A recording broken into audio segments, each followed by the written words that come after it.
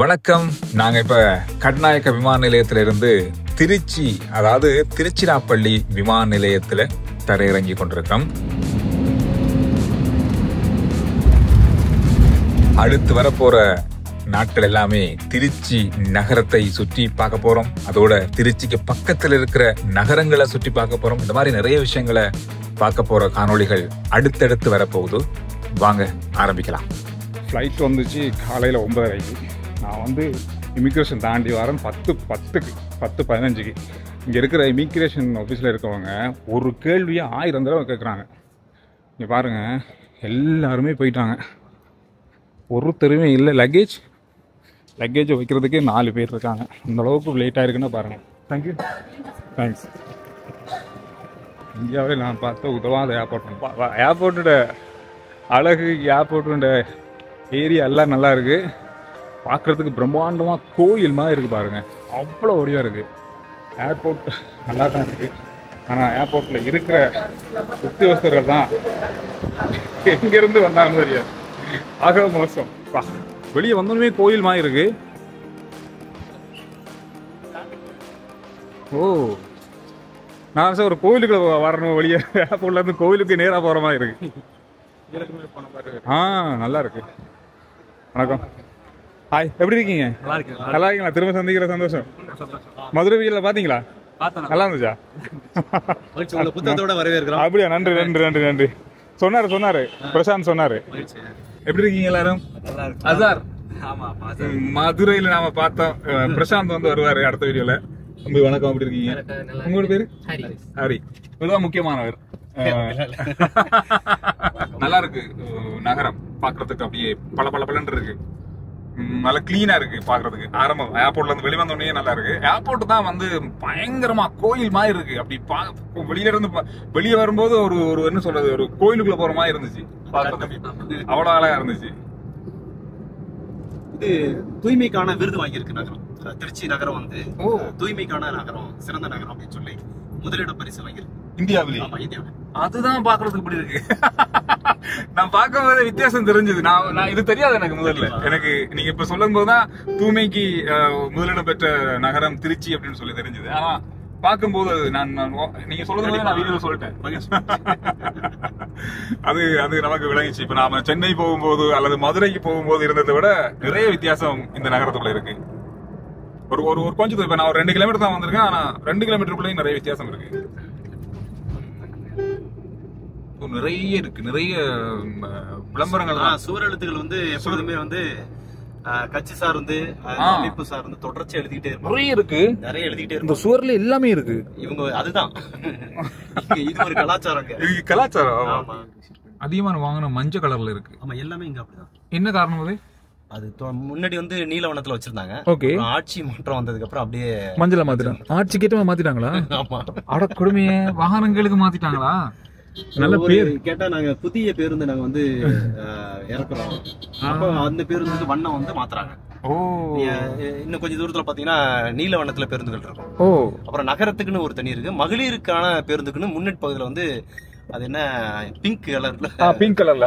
Okay okay. அது பெண்களுக்கான இலவய பயணம், இலவசம். ஆமா, இலவசமா பயணிக்கலாம். அந்த மாதிரி எல்லா இடங்களுக்கும் இருக்கா? ஆமா, தமிழ்நாடு முழுக்கவே பெண்கள் அதுல ஏறினாங்கன்னா எங்க வேணாலும் இறங்கிக்கலாம். நகரத்துக்குள்ள மட்டும். அந்த இடத்துல சாப்பாடு, இங்கத்தைய கடைகள், இங்கத்தைய உணவகங்கள்லாம் அங்க இருக்குதான். ஆனா ஏன்னு தெரியல, இங்க இருக்கிற அந்த டேஸ்ட் அங்க வருதே இல்லை. அதுதான் என்ன மாயா, என்ன மர்மம் எனக்கு என்ன தெரியல. ஆனா ஒன்று, கடைசியா நாங்க போன மதுரையை விட அந்த வெக்க குறைவா இருக்கு. வெயிலா இருக்கு, ஆனா வெக்க குறைவா இருக்கு. கிட்டத்தட்ட கொழும்பு வெயில் தான். கலகலன்னு இருக்கு ஏரியா. இந்த ஞாயிற்றுக்கிழமை என்றதே தெரியல, அந்த அளவுக்கு கலகலன்னு இருக்கு. ஸ்ரீரங்கம் சத்திரம் பேருந்து நிலையம் சில்வர் கலர்ல இருக்கு இந்த பஸ். சுவை ஹோட்டலுக்கு சுவைண்டே பேர் வச்சிருக்காங்க. கொய்யா பழம் பாருங்க, முத்துசா இருக்கு கொய்யா பழம். அப்படியே இலியோட உடைச்சு வச்சிருக்காரு. ஸ்ரீவேலவன் தங்க ரதம் வச்சிருக்காங்க பஸ்ஸுக்கு பேர். நல்லா இருக்கு. எல்லாமே இந்த பக்கம் இருக்கிற இங்க வந்து பேருந்து இந்த பஸ் பாருங்க நல்லா இருக்குது. ஓ இது வந்து அரசு பேருந்து. இதுலயே அரசு, இதுவும் அரசு பேருந்து, அதுவும் அரசு பேருந்து. அரசு பேருந்து தனியா வழங்குது. அரசு பேருந்து தனியா வழங்குது. எப்படி இருக்கு அப்படி பாக்க மாற்றங்கள் நிறைய இருக்கு அதுல. இது தனியார். அது கலர்லையும் பெயிண்ட்லையும் அதை மெயின்டைன் பண்ற விதத்திலையும் வந்து அரசு பேருந்தது தனியார் பேருந்து அப்படின்றது விளங்குது நல்லா. இது அரச பேருந்து. நாங்கள் வந்து இப்போ காவேரி ஆற்றினுடைய தென்கரை பக்கமாக இருக்கோம். எப்போவுமே இந்த காவேரி ஆறு ஒரு பிரபலமான வரலாற்று முக்கியத்துவம் வாய்ந்தது இந்த ஆறு. காவேரி ஆறு பற்றி கொஞ்சம் சொல்லுங்க. காவேரி ஆறு அப்படின்னு சொன்னோம்னா அரசியல் ரீதியா அது இன்னைக்கு வந்து மிகப்பெரிய அளவுல பேசப்படக்கூடிய ஒன்று. கர்நாடகம் தமிழ்நாடுங்கிற அளவுல பேசப்படக்கூடிய ஒன்று. அது இல்லாம காவேரி வந்து ஒட்டுமொத்த நிலத்தையும் தஞ்சையை வந்து சோறுடைத்த தஞ்சை என்று மாற்றுவதற்கான காரணமாக இந்த காவேரி ஆறு அமைச்சிருக்கு. காவேரி ஆறினுடைய வரலாறு எடுத்துக்கிட்டோம் அப்படின்னா கரிகாலன் வந்து 2 பக்கமும் வந்து கரைகளை கட்டினார் அப்படின்லாம் சொல்றாங்க. அதுக்கு சிங்கள நிலத்திலிருந்து வீரர்களை கொண்டு வந்து அவங்கள இந்த இதில் பயன்படுத்தினதெல்லாம் சங்க இலக்கியங்களை பதிவுபட்டிருக்கு. இன்னைக்கு ஒட்டுமொத்த தமிழ் நிலத்திற்கும் நிலத்தடி நீரையும் இந்த ஆறு தான் கொடுக்குது அப்படின்னு சொல்றாங்க. வரலாற்றுல இது வந்து 16 கிலோமீட்டர் பரந்த அளவுல ஓடுன ஆறு இன்னைக்கு அது குறுகி இந்த அளவுக்கு நமக்கு 16ல இருந்து எவ்வளவு சுருங்கி இருக்கு. இப்போ வந்து ஏறக்குறைய இது ஒரு 1.5 கிலோமீட்டர் இருக்குன்னு நினைக்கிறேன். அவ்வளவுதான் குறுகி இருக்கு. இதே அளவு கொள்ளடமும் இருக்கு. கொள்ளடமும் அதே மாதிரி ஒரு 1.5-2 கிலோமீட்டர் அளவுல ஓடிக்கிட்டு இருக்கு. ஏறக்குறைய நம்ம ஸ்ரீரங்கம், அதாவது இந்த கரை வந்து தென்கரை, அந்த பக்கம் வடகரை அப்படிங்கிறது பாத்தீங்கன்னா கொள்ளடமா இருக்கும். அப்ப இடைப்பட்ட நிலப்பரப்பு வந்து தீவு அப்படின்னு நம்ம சொல்றோம். ஸ்ரீரங்கத்தை ஒரு குட்டி தீவு, அதாவது இந்தியாவுக்குள்ளேயே குறிப்பா தமிழ்நாட்டுக்குள்ளேயே இது ஒரு குட்டி தீவாக காட்சியளிக்கிறதா நீங்க கூகுள் அதுல இருந்து நாங்க பார்த்திருக்கேன்.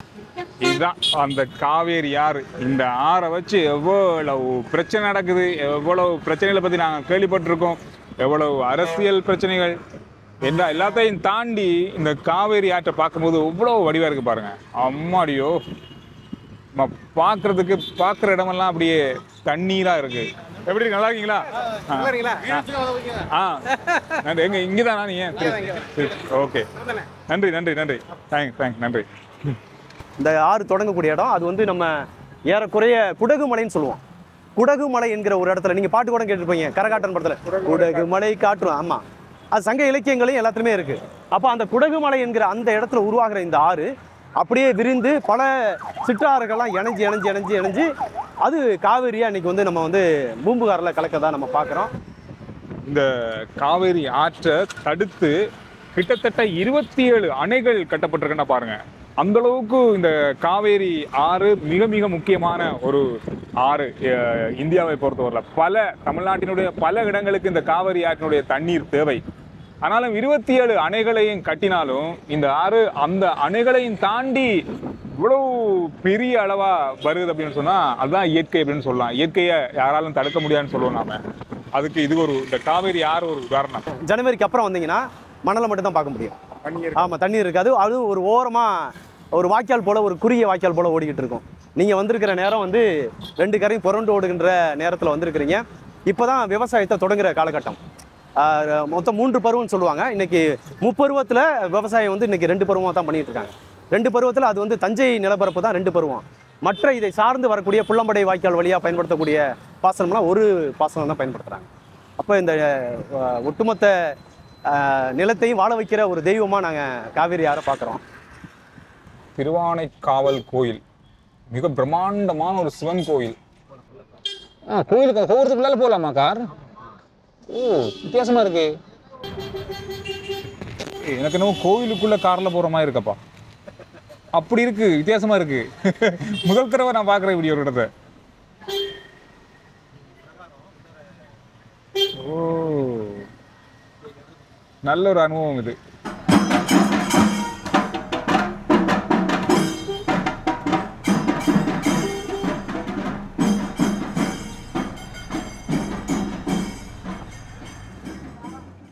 நாங்கள் இப்போ திருச்சியினுடைய ஒரு மிக மிக முக்கியமான ஒரு இடத்துக்கு வந்திருக்கோம்.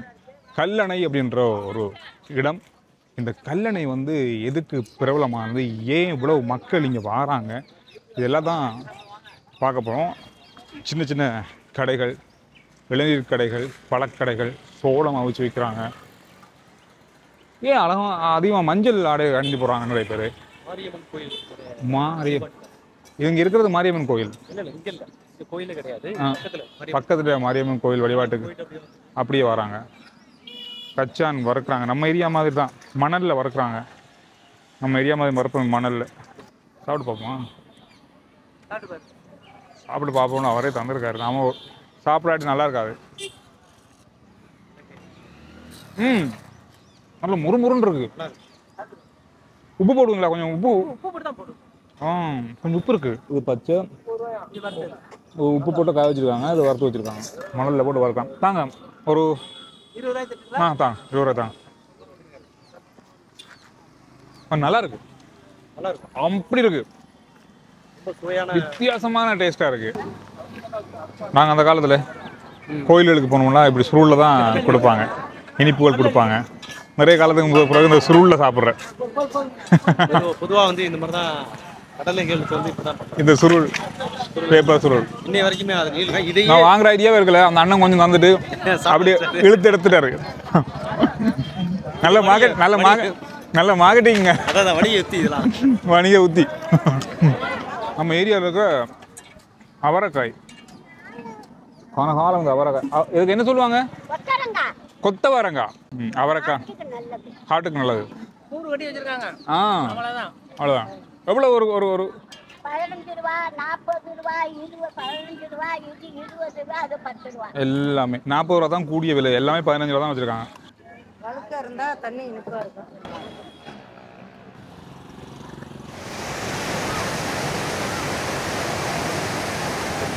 ஏறக்குறைய 2000 ஆண்டுகள் பழமையானதுன்னு சொல்றாங்க.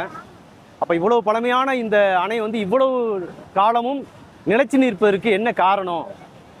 கரிகாலன் வந்து இவ்வளவு உறுதித்தன்மையோட இந்த அணையை கட்டுவதற்கான பின்னணி என்ன? இப்படியெல்லாம் நம்ம ஆய்வு செய்து பார்த்தோம் அப்படின்னா, நார்த்தான் மலை, புதுக்கோட்டை மாவட்டத்தில் நார்த்தான் மலைன்னு ஒரு மலை இருக்குது. அந்த மலை பகுதியிலிருந்து எடுக்கப்பட்ட கற்களை கொண்டுட்டு வந்து இந்த இடத்துல கட்டுவதனுடைய நோக்கம் என்ன அப்படின்னா, கரிகாலனுக்கு முன்னாடி வாழ்ந்தவர்கள் எல்லாரும் வந்து இந்த இடத்துல ஒரு பிரச்சனை இருக்கு, அதை சரி செய்யறதுக்கு எவ்வளோ முயற்சி பண்ணியிருக்கிறாங்க. ஆனால் ஒவ்வொரு ஆண்டுகளும் அது தோத்து போயிருக்கு. இதை கரிகாலனும் பார்க்குறாப்புல.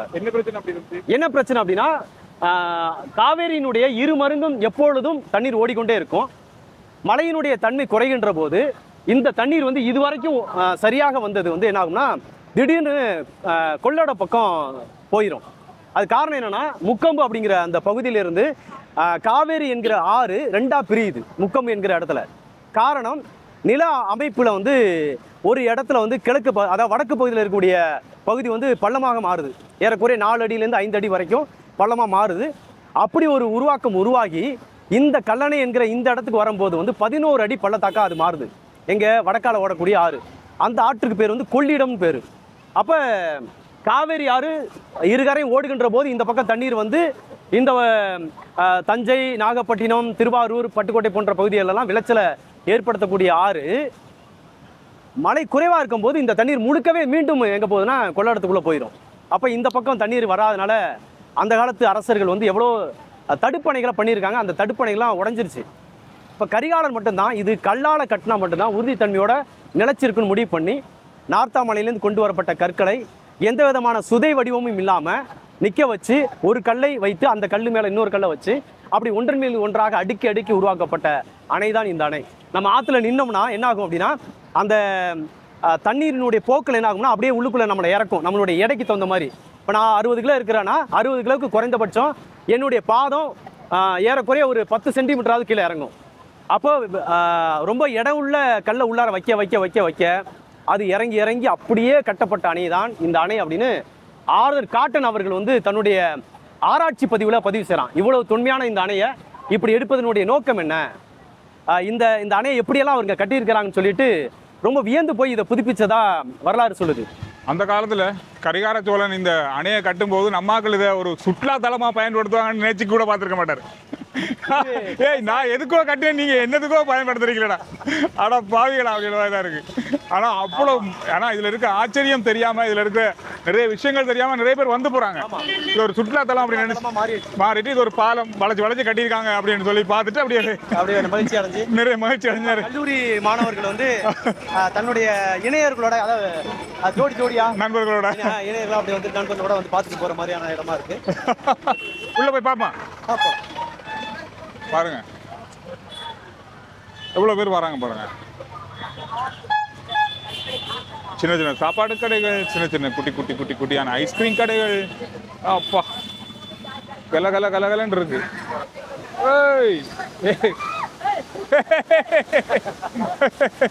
எடுக்கிறார் அவர் எடுக்கணுமா? அவர் குளிச்சு அவர் எடுக்கணுமா? எஸ் பண்ண போறாங்க.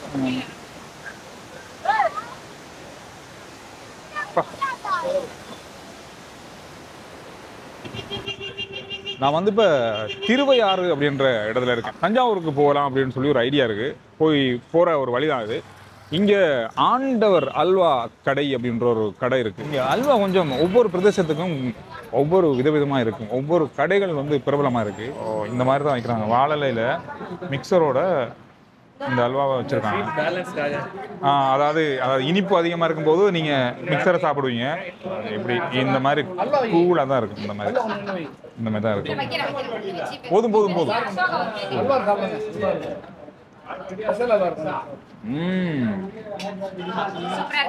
நல்லா இருக்கு. சூடா இருக்கு. ஆயிட்டு இந்த இனிப்பை கலந்து பண்ணுவான். அதுதான் திகட்டும் போது திரும்ப மிச்சரை தூக்கி வாயில போடுறது. இது என்ன அல்வா? அது கோதுமை அல்வாவா? கோதுமை. ஓகே, பாசிப்பருப்பு. இதான் நான் நினைக்கிறேன் நம்ம ஏரியாவில் இருக்க அல்வான்னு நான் நினைக்கிறேன். அதேதான் நம்ம ஏரியாவில் இருக்க அல்வா தான் இது.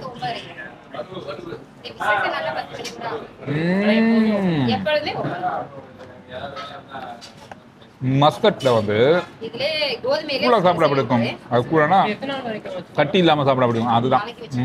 இந்த வெயில் அடிக்கிற நேரத்துல வெயிலும் மழையும் வந்தா இங்க என்ன சொல்லுவாங்க? ஆக்சுவலா காக்காக்கு நரிக்கும் கல்யாணம் ஆகும். காக்காக்கு நரிக்கும் கல்யாணம் ஆகுறதுல வெயிலோட மழை பெய்யும். வெயிலோட மழை பெய்யும். நம்ம ஏரியாலே அப்படி சொல்லுவாங்க. காகத்துக்கு நரிக்கும், யானைக்கும் நரிக்கும், இந்த மாதிரி அந்த மாதிரி ஒரு கதை சொல்லுவாங்க.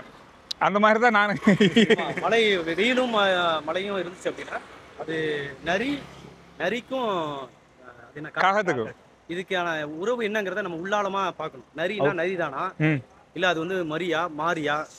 மாரிங்கிறதா நரி மாறிச்சா?